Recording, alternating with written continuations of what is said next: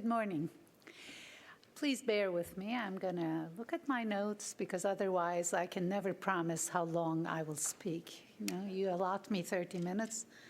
I'll probably go 3 hours. So, I'd like to thank the organizers for the opportunity to speak here. It's a huge honor to celebrate King and to share the podium with speakers I so respect.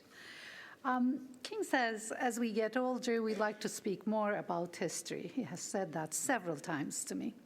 So this is the field I was faced with when I started out in STD prevention. And the socio-intellectual network was no less scary, at least for a Turkish woman social scientist whose only affinity with health and medicine was physician parents, and only knowledge of sexuality was personal. I'm very lucky that King decided to show me the way. But he gives tall orders. I believe it was during this European Union meeting in Antalya, Turkey, in the mid-1980s, it seems like, that he told me, you should develop the grand theory of sexual behavior.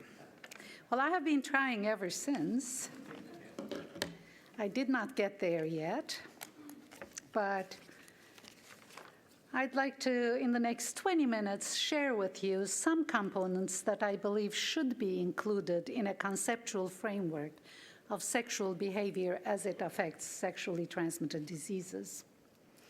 Emerging findings over the past few years show that prevalence and incidence of STDs are highly variable and clustered, marked by high levels of concentration, that sexual behaviors are similarly highly variable and clustered, that behaviors are correlated with each other and tend to affect each other, and moreover, a number of health conditions tend to cluster together, creating syndemics. In parallel with findings on concentration, over the past several years, many studies on sexual behavior reported that risky sexual behaviors such as high numbers of partners, commercial sex, transactional sex, anal sex, oral sex, and hookup sex are increasing in prevalence. At the same time, many other articles, and highly credible ones, based on nationally representative samples, state that these behaviors are either not changing or decreasing in prevalence. These contradictory findings are not from different societies. They come from the same countries, but for perhaps different samples. Many years ago, Martina Morris told us it was the tails of the tails that mattered for HIV spread. A differentiation between the general population and core groups, or the right tail of the distribution, may be crucial as we study sexual behaviors. And the trends in these two populations may or may not change in similar directions. After all, in every other way, societies are polarizing. Income, wealth, religious views, political views. Why should they not be polarizing with respect to sexual behavior? Such polarization would explain why, for example, while age at sexual debut is increasing, a number of partners seems to be either constant or decreasing, depending on age group. In the United States, we have outbreaks of syphilis and increases in other sexually transmitted diseases. So one principle of my evolving conceptual framework is that we study sexual behavior in both the general population and the right tail in the core groups simultaneously. And we pay attention to variation by geography, age, race, and the like. And we admit that means and averages are figments of statistical imagination, not real things.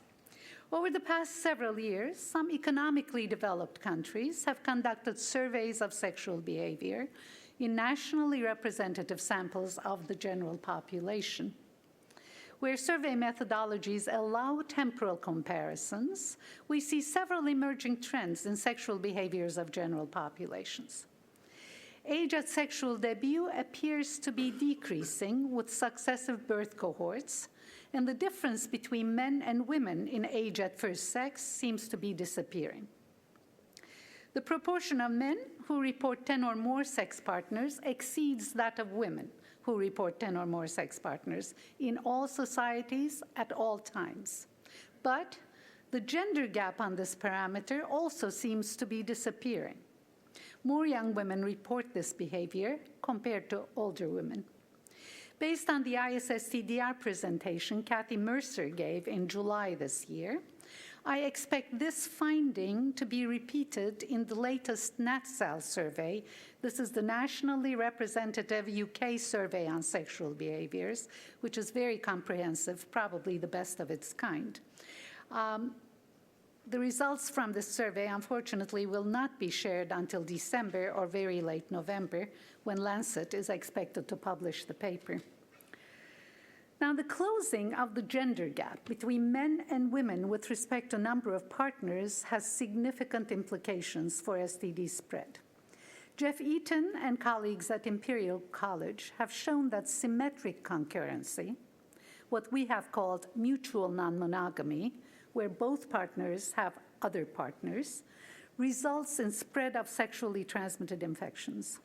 This seems to be one gender gap with positive health consequences. If women did not catch up with men, we would be better off with respect to sexually transmitted diseases, but they are catching up. In all economically developed countries we know about, sexual repertoires are expanding in the general population. Proportions who report practicing oral and anal sex have been increasing in successive generations.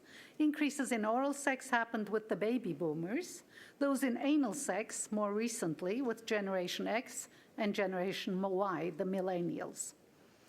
Proportions of men and women reporting same-sex behavior have also increased. For men, increases were observed in the baby boomers and in Generation X. For women, increases in same-sex behavior seem to be continuing with Generation X and with Generation Y as well. General population surveys of representative samples also give us information about sexual mixing patterns. Based on Health Survey for England 2010, Pra and colleagues reported evidence of significant levels of assortative, like with like, mixing amongst heterosexual couples living together with respect to previous STD diagnoses, numbers of partners, frequent drinking, socioeconomic class, and education.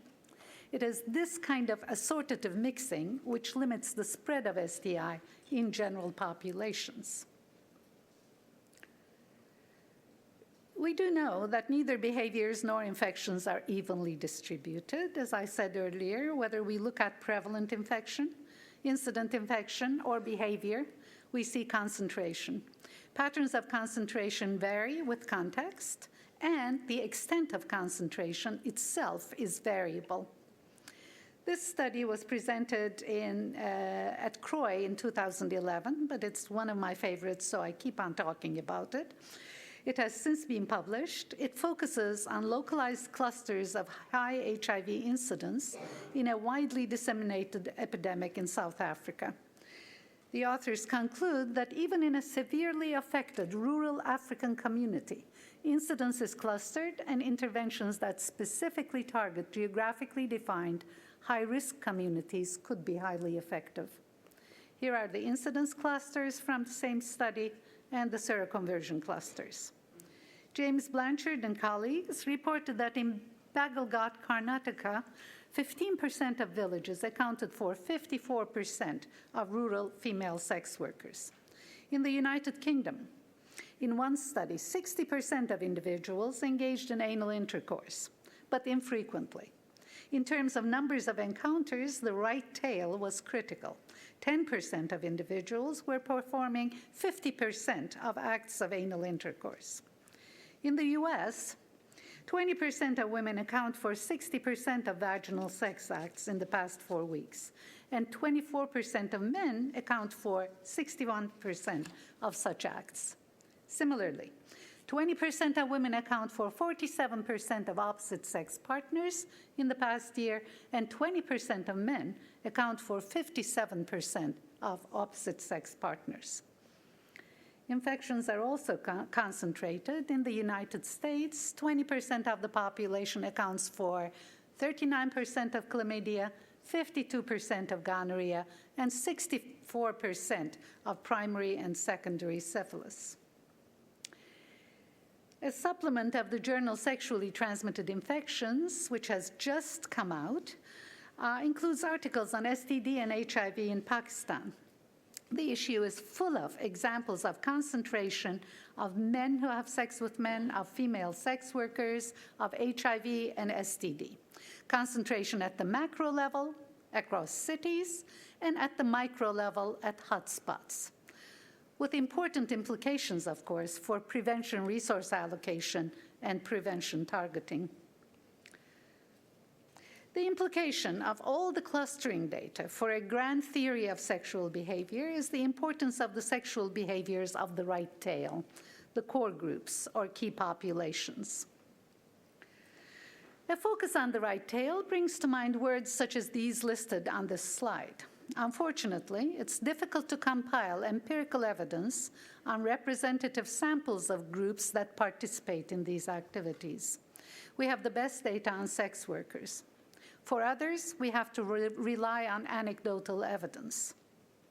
The other alternative would be ignoring these groups and their sexual behaviors, which wouldn't help our STD understanding and explanations. So please bear with me as I go through some anecdotal evidence for you. Sex work and sex tourism have become an important means of supporting national economies in many economically struggling nations. This is a map of Kiev, Ukraine, that's handed to all arriving passengers at the airport. It advertises available services on the side. Phone numbers are clearly listed, as you can see. Ukraine is a destination country for sex tourism. Men from all over the world, former Soviet Union, Europe, North America, Middle East, Africa, come to Ukraine to meet women, and Ukrainians take great pride in the beauty and femininity of their women. And it's not only Ukrainian cities that attract predominantly male short-term migration streams. Other Eastern European cities, Riga, Prague, and Krakow, are similar destination sites.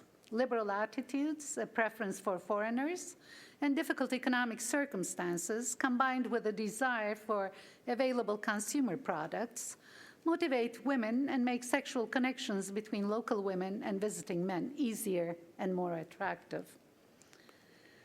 Western internet introduction and marriage sites are worldwide businesses that make many millions. If you search for Russian and Ukrainian brides, you can find more than 150 new beautiful ladies every week. You may think, sure, that's Eastern Europe, but Atlanta, where I live, is well known for its volume of sex trade. And internet sites of this kind are alive and well in the United States. They connect older moneyed men with cute young women and make profits. Women also participate in sex tourism, and female sex tourism seems to be spreading. This article is about beach boys arrested in Bali, Indonesia, for selling sex to female tourists. Female sex tourism is well documented in many countries, often by producers of documentary films. All that's needed are women with disposable incomes and local men interested in earning money. This is a list of female sex tourism destination countries, and here are the names used to refer to local men who sell sex to women.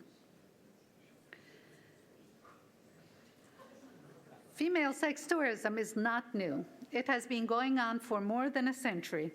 It started in the late 1940s at the same time as first-wave feminism. Most frequent pairings were between American heiresses and impoverished European aristocrats. This type of tourism declined with the Depression and did not pick up again until the 1960s with the second wave of feminism and explosion of leisure travel. What is new is it spread globally and across social classes. People of all ages are involved in unconventional sexual encounters. Over the past 2 years, people in the US were disturbed to hear about a child sex abuse scandal surrounding a successful and popular football coach. We hear about these cases and assume they are isolated cases. The question is, just how isolated are they? I believe we all have lost count of the priests involved in similar cases. There are many cases in many countries reminiscent of this one. Girls in the United Kingdom, 14 to 15 years of age, paid 4 to 30 pounds by 34 to 55-year-old men to have sex. According to the Child Exploitation and Online Protection Center in the United Kingdom, the threat to children from the making and viewing of images has grown exponentially with the advent of mass internet access. Analyses conducted by the center suggest that over the past 15 years, the number of images on the internet increased greatly. The ages of children involved declined, with many being under 12, and extreme and sadistic images depicting violence have increased. Parallel with child sexual exploitation, child sex tourism has reportedly grown substantially over the past decades, particularly in East African countries, including Kenya and Uganda, and Asian countries, such as Thailand and Cambodia. It's estimated that child sex trafficking is a $36.6 billion industry. A couple of years ago, some airlines, hotel chains, and travel agencies all over the world signed on to a 6-point plan to fight child prostitution. The anecdotal evidence I have been citing suggests a number of generalizations, hypotheses, if you will, regarding sexual core groups that may be important to test. First, in the technological context of the internet and cell phones, economic downturns may easily and quickly lead to increases in the size of the sexual core group. Classical examples of core groups being sex workers, their clients, and those who engage in transactional sex. And second, that increases in the size of sexual core groups may lead to further exponential increases.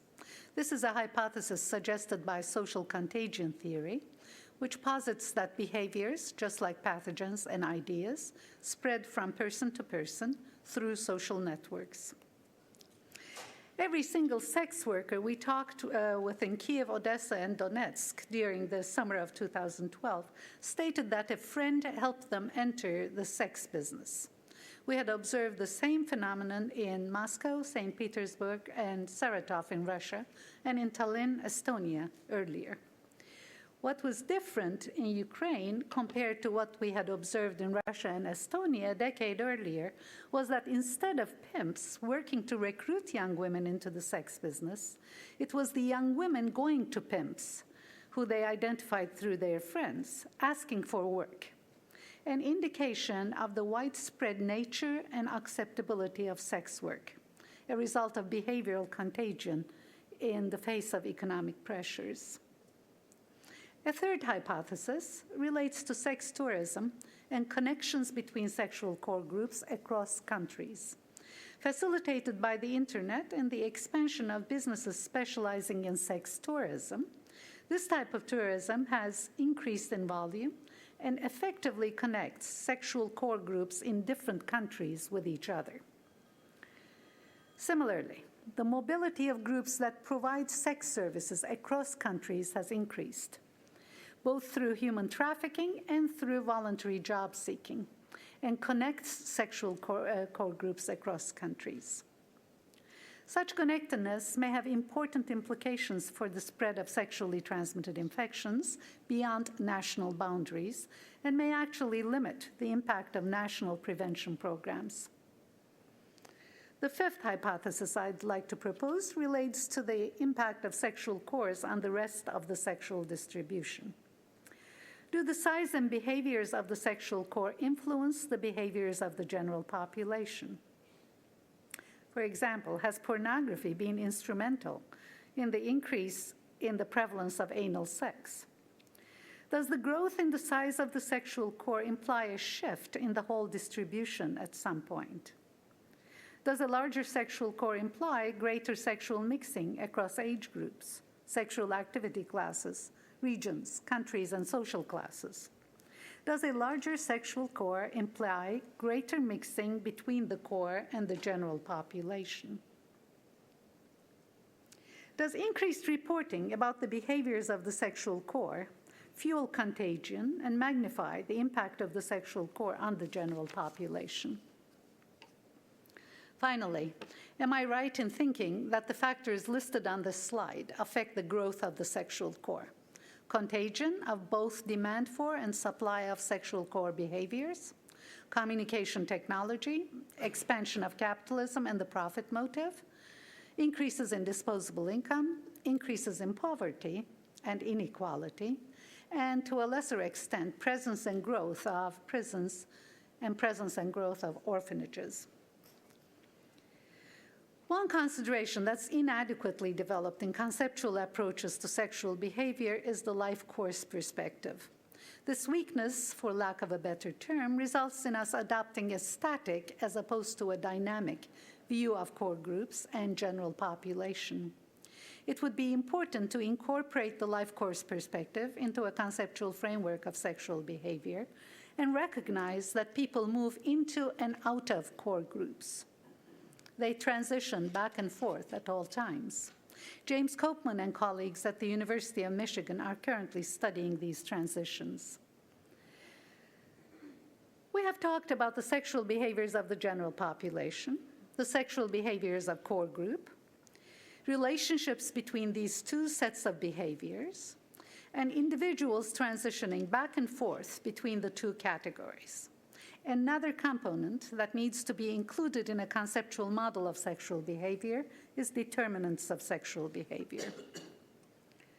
These include the evolutionary dynamics of love and sex and neuroscientific facts on love, lust, and attachment, macrosocial factors including technology, economy, demography, and the booming sex business, including commercial sex, underage commercial sex, pornography, sex tourism, female sex tourism, child sex tourism, international marriage agencies, and the like, all of which determine whether love, lust, or attachment dominate in populations, and all of which seem to be emphasizing lust these days.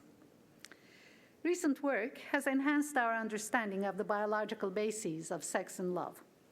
This work has developed on two parallel trajectories: evolutionary explanations and neuroscience. Most of this work converges on a few conclusions. First, the main motivator of sexual behavior is maximization of return on reproductive investments. Second, consequently, it's expected that men would try to accumulate the maximum possible number of healthy and fertile partners, while women would try to have a limited number of high-powered, high socioeconomic status partners. Third, sexual selection is not only about female choice, but also male-male competition. And fourth, monogamy and partnership fidelity are not natural consequences of evolutionary pressures. And yes, the literature also includes reactions to this consensus, which state that evolutionary psychology and evolutionary theories push sexist stereotypes. Neuroscientists studying sex argue that there are three brain systems relevant to sex and love. The brain system related to sex focuses mating energy on multiple individuals. The brain system related to romantic love focuses mating energy on one person. The brain system related to attachment is believed to have evolved to allow you to tolerate the person you fell in love with, at least until the kids are grown. The three brain systems active in the three drives, lust, romantic love, and attachment, often tend to go together, but not always. When these three drives are out of sync, we talk about infidelity or sexual or social non-monogamy or both. Recent research suggests brain chemicals and perhaps genetics may be involved in both social and sexual monogamy. Certain personality types may be more prone to non-monogamy than others. Genetic makeup may affect these probabilities, and chemicals may be used as interventions to prevent infidelity. Dr. Hurliman and colleagues squirted oxytocin or placebo up the noses of study subjects. Men who were either monogamous, men who were either in monogamous heterosexual partnerships or single. They introduced them to an attractive woman after squirting oxytocin. The men in monogamous relationships who received the oxytocin kept the woman at a safe personal distance. Men who received the placebo did not. Oxytocin had no effect on single men. Chemically controlled circuits in the brain push us in different directions. The reward circuit pushes us to pursue sex with attractive individuals. The oxytocin-related circuits push us towards fidelity and faithfulness. CRF pushes us toward picturing how bad we would feel if we lose our partner. The prefrontal cortex weighs these possible consequences of cheating. Now, which of these circuits wins depends partly on one's genetic makeup. Research over the past decades suggests that there is great variation in the dopamine receptor gene DRD4. One version of this gene, 7R positive, has been shown to be associated with drug addiction, impulsive behavior, risk-taking, and gambling. This version is prevalent in innovators, migrants, ambitious and successful people, and among those with gregarious, novelty-seeking personalities. In one study, people who had at least one copy of 7R positive had 50% more instances of infidelity. In 2010, Justin Garcia and colleagues published the first evidence of a significant association between a specific genetic locus and both promiscuous sexual behavior and infidelity. They concluded that genetic variation in the brain's dopaminergic reward pathway is influential in individual differences in risky and uncommitted sexual behavior. The other determinant of sexual behavior is, of course, the internet, with all of its various effects on dating and mating. Some claim it's just technology, it does not change relationships, but we do know better. We know how other technologies have impacted behavior. Online dating and mating is a new technology, and perhaps more importantly, it's a big new business that's affecting sexual behavior in important ways. Dan Slater's 2013 book, Love in the Time of Algorithms, tells the story of the rise of this business, beginning with the early days as computer dating at Harvard in 1965. The main questions Slater poses are, should we trust an industry whose revenue model benefits from our avoiding monogamy? Is the digital revolution, like the sexual revolution of the 60s and 70s, forcing us to ask new questions about what constitutes normal? Why should we settle for someone who falls short of our expectations if there are thousands of other options just a click away? There are many questions still needing attention in this field. Viruses and bacteria have their life courses, so do human sexual behaviors.